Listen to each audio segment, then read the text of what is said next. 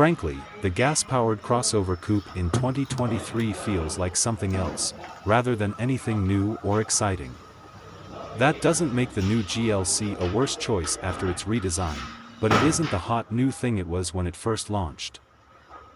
Functionally, the new crossover is more aerodynamic than its predecessor, with a drag coefficient of just 0.27 versus 0.30. The new GLC is also 1.2 inches longer, with slightly higher overhangs. Track increases at both ends, but the GLC itself no wider. The combination of a slimmer body and slightly larger footprint pays dividends in the cabin. The GLC is impressively hushed as it cuts through the air, and the cabin feels roomy enough from the supportive driver's seat. Rearward visibility is unsurprisingly compromised, and I'm a bit annoyed Mercedes didn't implement a rear camera mirror system, which seems like a no-brainer in a vehicle like this.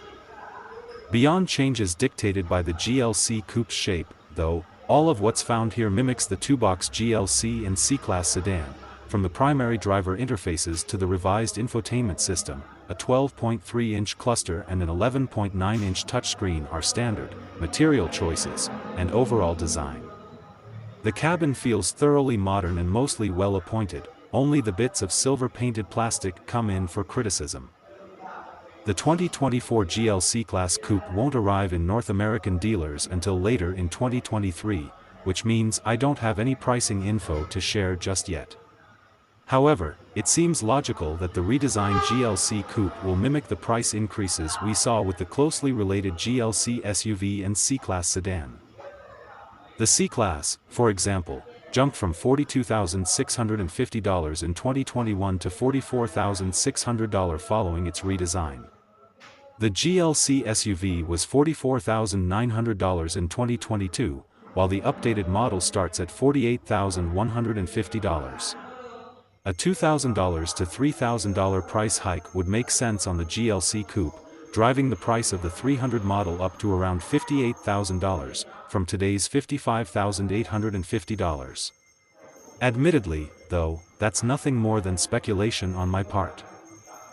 The GLC Coupe remains a compelling lifestyle entry following its redesign, but it's no longer the edgy, intriguing choice it was when it debuted in 2016.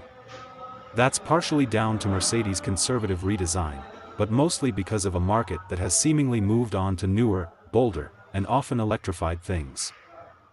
The question now then is whether the consumers who bought GLC coupes in the past have moved on, as well.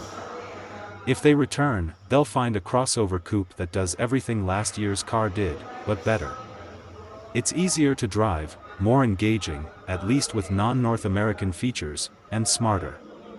But whether it will make the impact that drew folks to the GLC Coupe in the first place is a far tougher question to answer.